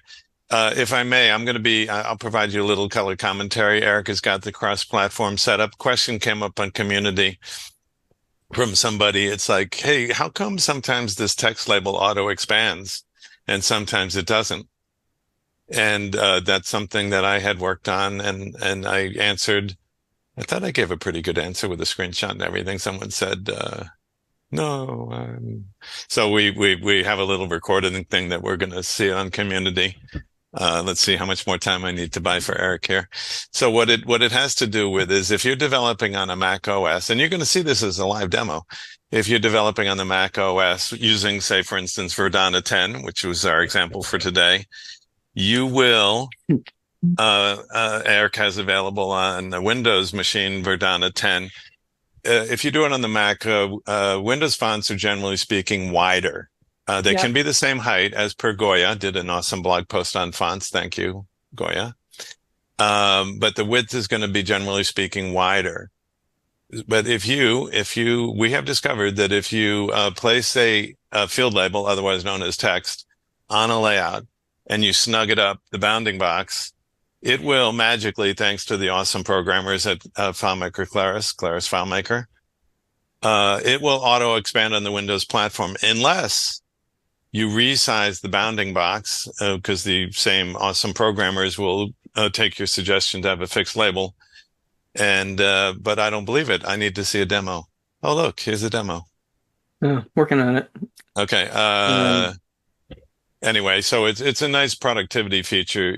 Make a label on Mac OS if you happen to develop on Mac OS. Very popular way to do it on the FileMaker community. Make a label, bolded, unbolded. You'll see the bounding box will expand and contract. And then it'll be nice, snug, and tidy. All right. So and then you go over to Windows and it just works with no extra effort. So you want me to go on the Mac? Okay, here we go. We're I on have the to Mac. relog. Sorry, just a second. I have to relog in as somebody. This is very exciting. You can feel the excitement in the air. And by the way, just for the record, that worked in practice. All right. It worked in rehearsal. So you can see my Mac. Yes, you're moving it back and forth. It's jiggling. All right. And I do have. And by the way, just for the record, go slow with the keyboard shortcuts because Command L is perilous on the Windows platform. Oh, yes. Oh, Logs you out. All Okay. right. so many times. So what am I doing? You're typing in a text string, the quick brown fox. Oh, yeah. It's got to be, it doesn't have to be that long, but This might be totally off topic, but I get the problem where if I start typing, it actually doesn't expand to the right. It'll just kind of go down. Is anybody else? this might be exactly the answer. Yeah, Alexis, that happens when you drag, like even if you only drag 1 pixel between when the mouse goes down and then up, Okay. because then you're putting a fixed width on it. Right. So Okay. This is the demo. Click. Alexis, Right. what you just spoke about, I believe, I could be wrong, but I believe you've come to the right place. Okay, so Eric hey Eric, can you, like we did in rehearsal, can you select that text and make it 10 Verdana? I know. Or Verdana 10, whichever you prefer. Oh, that's why it didn't fit. Okay. Verdana Okay. 10. Right. Okay. So he's doing the heavy lifting. I'm doing the color commentary here. So that's awesome. So you see text on a layout. Notice that at no point has Eric resized the bounding box. And now he's placing a line. What is that? Horizontal? Vertical. And he is placing the line such to indicate the width of this string text. Yeah. Whilst on a Macintosh platform. Could you, Eric, would you be so kind as to click on the text? This? Oh, and actually, can you click the little A, show the font thingies on the upper right-hand corner? Yeah. Okay. And this is a demo to make sure that, I hope you didn't. Okay. Can you bold, unbold? Let's see if the bounding box expands and contracts. That would be good. The bold thingy. Yeah, before you exit. like that. Yeah, please. Okay, bing, and click it again. Hmm. Click the bold again, please. Unbold it. Yep. Okay, now just do it one more time just for people's entertainment. Notice that when you click bold, the bounding box expands and contracts, right? Yeah. Okay. All right. Oh, This is actually, one thing I always find interesting too is the this actual size of the box. Okay, you could do that. Yeah. There we go. Awesome. All right, now 250 can by you 214 or 250 by 14. okay, now duplicate it. This Leave that thing? one alone. That is pristine. Okay. That's gold. Don't destroy that one. Hit duplicate, please. And then move it down below. Yeah. Okay, and then what you were just doing, make it 251 or whatever. Oh, change it. Change Yeah. the size. This is going to change a flag in the underlying XML, not visible through the inspector. Yeah. This is going to be a bit of a throwaway. Can you bold and unbold? Oops. I tried to do a shortcut. Okay, boom. Whoa. Whoa. Whoa. Okay, there you go. See? Hey, wait a second. What happened over here? Well, okay, so all right, this is good. Notice they behave differently, right? Yeah. Okay. Oh, yeah. It's So why don't you expanded throw my box. away the one that is behaving badly? That was just a demo. Yeah. Because now we're going to go do the Windows thing. Can you like unbold the thing? That one? Oh, sure. Oop. Okay, awesome. All right, so that's the good one, or that's the flexible one. Am I saving this yet? Not good or bad. Okay, no, we're all good. Can you just duplicate it again? Okay, and then put it snug it down a little bit, and then 251, whatever. Yeah, that again. Yeah. And now off we go to Windows. All right, so should I save this though? Oh, actually, yeah, you should go Macintosh browse mode. You're on the Mac, obviously. Browse mode, please. Yep. Okay, now before we go to Windows, Before. notice, if you will, be so kind to notice that the two different text strings are performing identically on the Macintosh platform, right? Oh, now we go to the Windows. See? Yeah. Except I have to read Yes. here. Well, you don't even need to Yes. relog in. You can see the change there already. Yeah. Okay, That's you're golden. Bingo. Okay, we so can do we're coming to the end of the demonstration. Notice that the top one, which was the pristine, untouched, unresized version, has conveniently auto-expanded on the Windows platform. One would still have to, if this was a label for a field and the field was on the right, I would advise that you, what's the word? Right align the text such that it expands to the left. And yes, you should leave space. If it was above the label, I would imagine that the expansion to the right is appropriate, right? So you still have to kind of pay attention to your alignment. The point of the story, the productivity, the thing that came up on community is like, if you're on a Mac, put the label and right align it, and you don't have to spend your time on Windows.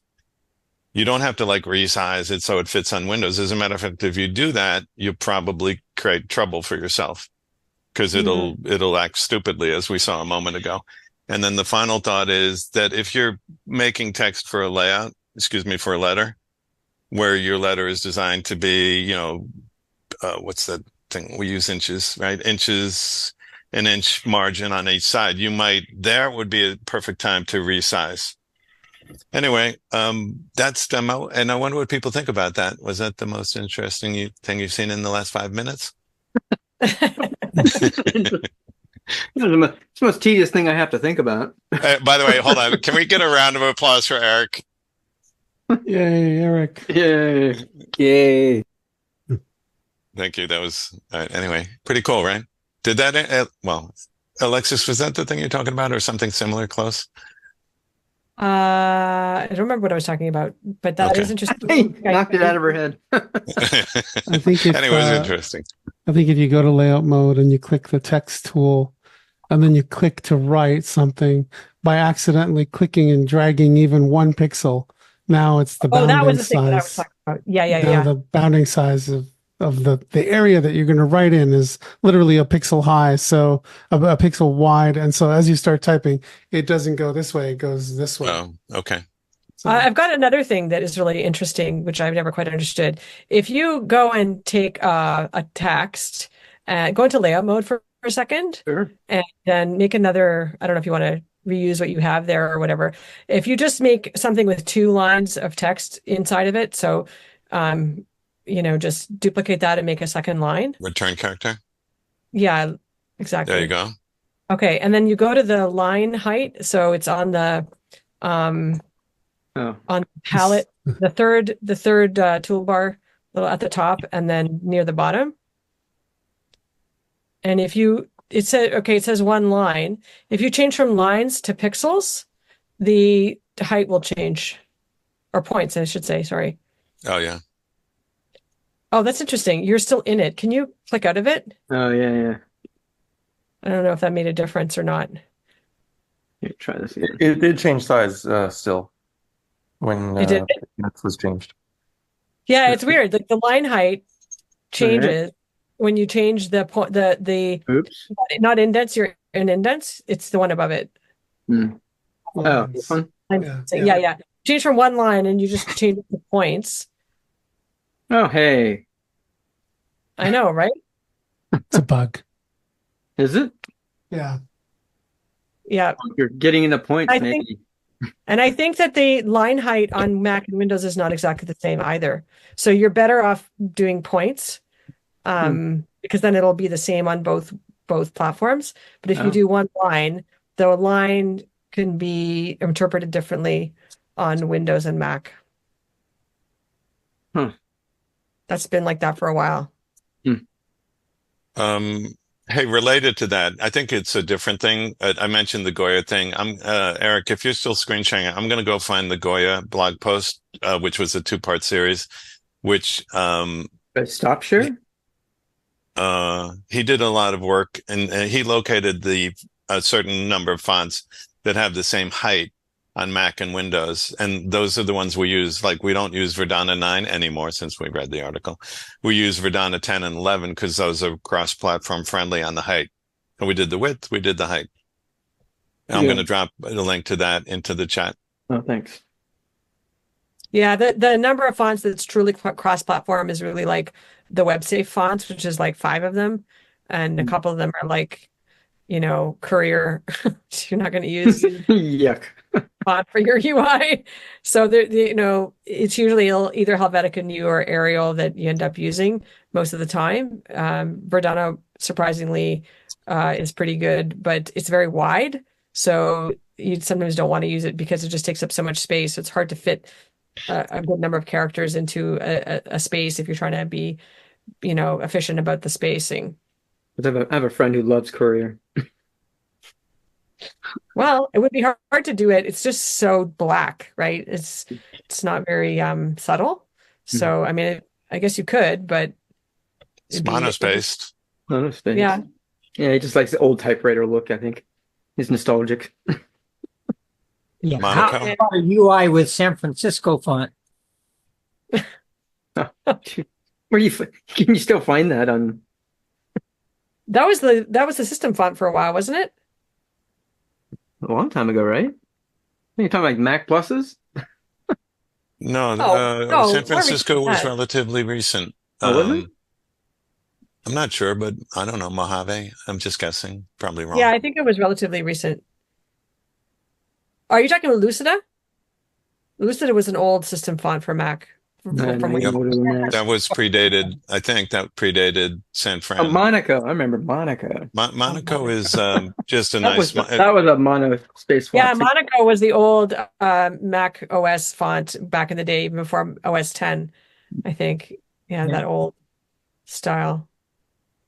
And Verdana is really legible, right? That's one of the good things about it, but it's just extremely wide, so it just takes up a lot of space. If you have the space, I think I have a system that uses Verdana mostly, but Tahoma is a bit nicer in terms of, and Tahoma is also cross-platform. That's another one. Hey, Eric, can you click on the link that I dropped in the chat, the Goya? It's some of the fonts that Alexis is mentioning. What am I doing? I dropped a link to the Goya font article. No. Anyway, just bring it up on the screen, give him a little bit of airtime. Huh. Worked hard. Well, let me see. I gotta make sure I'm on a safe. Oh, well, never mind. It's not. Yeah. Anyway, it's in the link. Anyone can click the 3 dots, download it, look at it. I think he did a beautiful beautiful job on that. Very much, very, to Alexis, the fonts, there aren't that many, but he looked at like 8 fonts in different sizes and he methodically measured the height and he told you which ones to use. So just as an aside, this is an article from 2006, and not that that's a problem. It's actually Yeah, that's the still one. it's still All right, relevant to us. Yeah, that's funny. Like old school, like you were saying earlier. Here, yeah, bingo, here we go. Yeah. So let's see. These are still good, huh? Yep. Yeah, These are still the web safe fonts, pretty much. Although, you can kind of discard some of them because you wouldn't use impact. Well, I mean, I shouldn't say that. Maybe you would use it in some places, Memes. but you wouldn't use it as your main font family. Like Times New Roman, like you could use it, but it would probably look a little bit older. If you're looking for modern, it's probably not it. Trebuchet, Verdana. I thought 2006, nothing's on modern. this list, but maybe I'm incorrect. There's Verdana 15. It's 11 on 15. 11 point size on a 15 bounding box. And then that was the top above what we're looking at is the height. And here is the measurement that if you see 11, 257, what's points or pixels? I don't know the difference. And on Windows, wider. Huh. Yeah, if you know your cross-platform, Arial is really good, and because it looks good on both, or looks almost identical on both. Oh, Tahoma. What was that about Tahoma? Go up a bit. Big differences. Yeah, look at that. Tahoma's breaking the rules there. But it's More wider narrow on Windows. it's wider on Mac, so you're not as big of a except for 12 point. Odd. No, That's but weird, yeah, eh? if you're working off the Mac, then yeah, I wonder if it also matters if it's true type versus like like sometimes there's certain like 11 isn't a true, like not all of the font families are truly made at that size. So sometimes it's like it loads a 12 point in and then it will like scale it down mathematically to an 11 point or a 13 point. It doesn't actually have like that font loaded Right. at that size. But that I would, it might be good to kind of look at this. Maybe I'll ask Nick to update this at some point and see if it's still the same. You can tell him we gave him some publicity. there you go. Go ahead. Not that he needs it. No, is there somebody over there who wants to do a presentation? Not this one. We've already done it. Well, they're doing interesting. They put the plugin docs up on GitHub. That was an interesting move. Well, anyway, so that's fonts.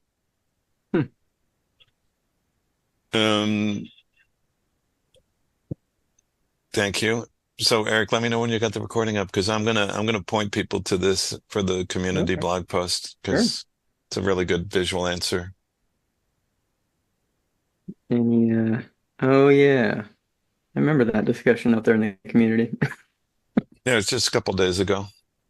Yep. All right, so I don't need to share anymore. So do we, Jason, I don't know, you have an issue. Shall we turn off recording or record your question? What do you prefer? We're all friends here. Yeah, I don't. but what about the rest of the internet? I don't mind being recorded. Oh, okay.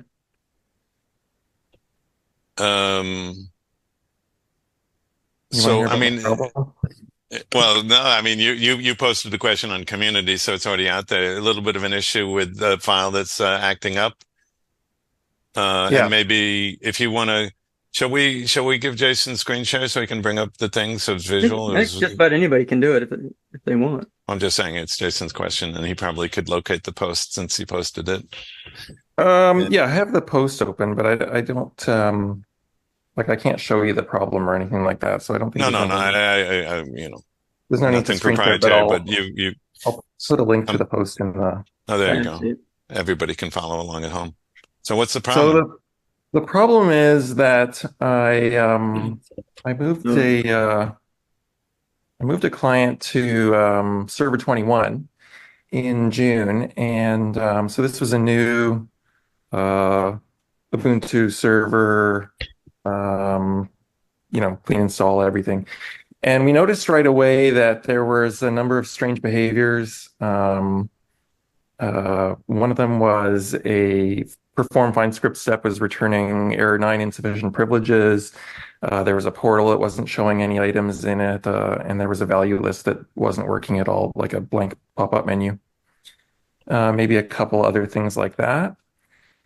And took a while to sort of isolate it, but ultimately ended up figuring out that it was specific to the user privilege set, so it would not occur on a full access privilege set. If we rebooted the server or start the file, the problems might go away, or they might change. You might get like a different set of a limited set of problems might appear, or none at all, perhaps. Eventually, now I did also try on another server. I spun up a new server. I put it on an old server, tried it locally. I could never reproduce the problem locally, but I could reproduce it on multiple servers, so it wasn't a server issue. I brought down the file to run recovery on it to check for corruption, and it did find corruption. So then I went back through weekly backups to find the last file that did not have corruption. I ended up moving everything into that file, but when I put that file up, it had the same problem. And if I bring it back down and run recovery on it, it finds no problems. So, and also I did try exporting a DDR and checking the XML, and there was no problem with the XML. I used damage detector and another XML validator, and there was no problems there. I did find that I could reliably temporarily solve the problem by duplicating the privilege set or creating a new one manually and switching the users over to that. But it eventually returned again. So now I don't know what to try next. Do I need to After being hosted for days and then would just all of a sudden come back again? No, it came back again after I installed an SSL, which involved restarting the server. So it always decides whether to appear or not appear when the file is when the file is opened on the server. So I was reading this. So if it's okay, let me go first with a couple questions because I read it yesterday. I suggested run the DDR. I'm looking at it. Jason ran the DDR, and I was like, darn, because that worked once for us. Jason, based on what you just said, I'm going to read it back, make sure I understood it. The issue comes back just by the simple act of opening the file, or is it close? If you close and open the file, does it problem, or is it restart the FileMaker server process, or is it restart the computer? It's like, which of those three things that are kind of just the file. It seems just the file is necessary to. It's the process of loading the file. Like if it works great, you close it, you reopen, and this problems come back. Just By the way, is the file encrypted at rest? No. so just if I may, Jason, it's the first thing, just the very act of closing the file and then opening the file. That alone is sufficient. Okay, so that triangulates it down a little bit. Doesn't solve the problem, but. Yeah. So anyway, it seems like it must be corruption, even though that's hiding away from the diagnostic recovery. Yeah, and this file has no history of improper closing, unless something happened that I wasn't aware of, which I think is unlikely. But anyway, it does seem to be corrupt, and I don't really see any solution now but to rebuild. Does recovery do anything? No, recovery reports no problems. It just and once you recover the file, like you don't like you. I guess you don't want to use the recovered file. I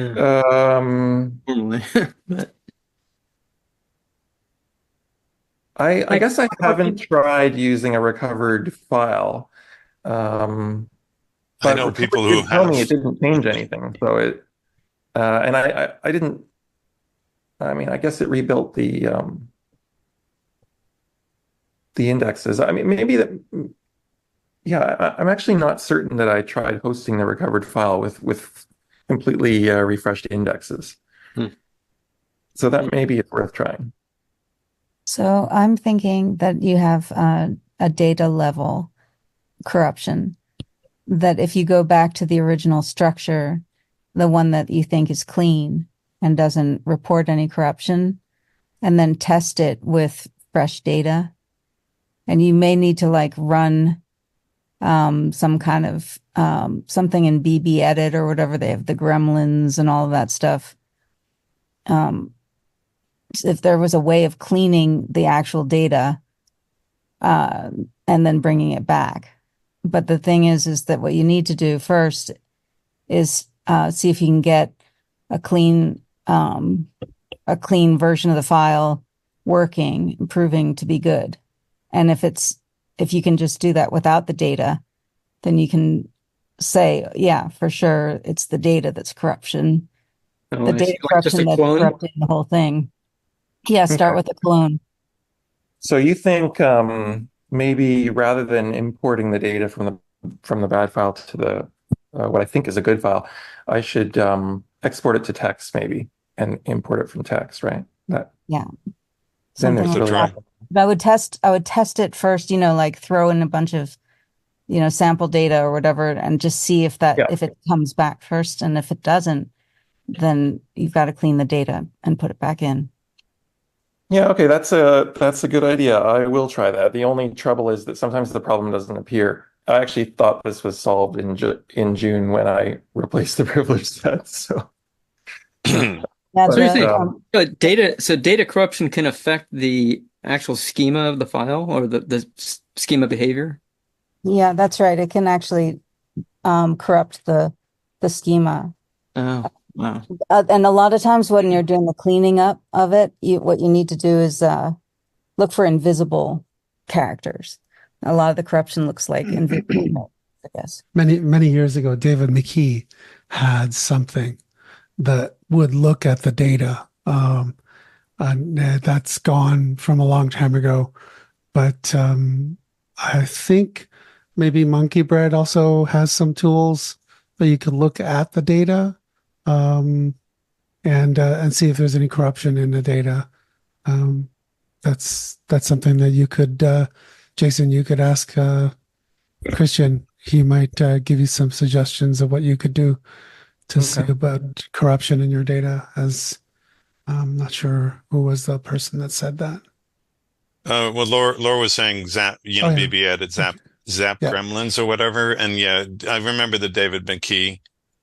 He had a utility. Mhm. So I think I would concur with Laura's suggestion. Certainly worth a try. I would add, just since we're brainstorming and on the phone, you might try running the recovery on multiple platforms, which I think means like 2 different platforms, Mac, Windows, different code base, potentially different results. I did hear you say that you ran recovery and it said it's all swell and dandy, which is hard to repair if it's already reporting as swell. So different platforms. And just for the record, I've heard rumors and, I've hosted recovered files. Someone mentioned like just run recover until it works and then use it. And then just be mindful that the recovery might have dropped an element. But I think people are a little too cautious, but nothing to do with your situation. But I don't know anyone who hasn't hosted the recovered file. Doesn't make you a bad person. Too late now. Alexis, you're muted if you're saying. Sorry, yeah. Nick Orr from Goya actually had a presentation at Brisbane where he said you should recover your files more often to try and see whether or not there's a problem, because then at least if you've recovered it and it comes in a problem, then it's in a known state. Whereas if you don't recover it, then you don't know whether or not if there's a problem or not. So if Nick's very approachable too, so you might talk to him if he has any insight into recovered files. Yeah, diagnostic recovery. Just because you can recover a file and use it, or you can recover a file, look at the results, and throw it away. Just get the diagnostic results. So recovery in itself doesn't really cause problems. It's usually if it's a damaged file, that's that's what people are trying to keep you from reusing again, right? It can throw out an element. I mean, the relatively cautious recommendations that come from Claris, which by their very nature would be cautious, lawyers and whatnot, are don't ever use a recovered file. It is true. It could throw out an element. It could throw out a value list. It could throw out something. But if you look, run a DD, whatever, run a DDR before and after, take note, run a diff. Or even like verification, pulling it up to the server, and running it, just testing it to see if it's the block level stuff to verify. Yeah. I think, Jason, when you ran the diagnostic recovery, which is kind of the level 2, I believe that checks the blocks at the same time. And also, I'm assuming you've got some verification. I don't know. Everybody runs verification on their files from time to time. Check the blocks. Or should. I don't remember if it runs that as part of that, but I know that you're talking about a consistency check, right? Yeah, the level 1 checks the blocks. Yeah, I know that happened. That happened. Okay, so you checked the blocks, you checked the internals, which does the recovery, you ran the DDR. FM diff was the 4th thing, but I don't know, that's not everybody's got that, and he's not around. The late great. Yeah. Okay, thanks for the ideas, everyone. Thanks for the content. All right, I'm going to sign off. Yep. Thanks, everyone. Thanks, Alexis. Thank you. Have a good night. That was wonderful. All right, see you around soon. Bye. Take care. Yeah. Bye. Thank you.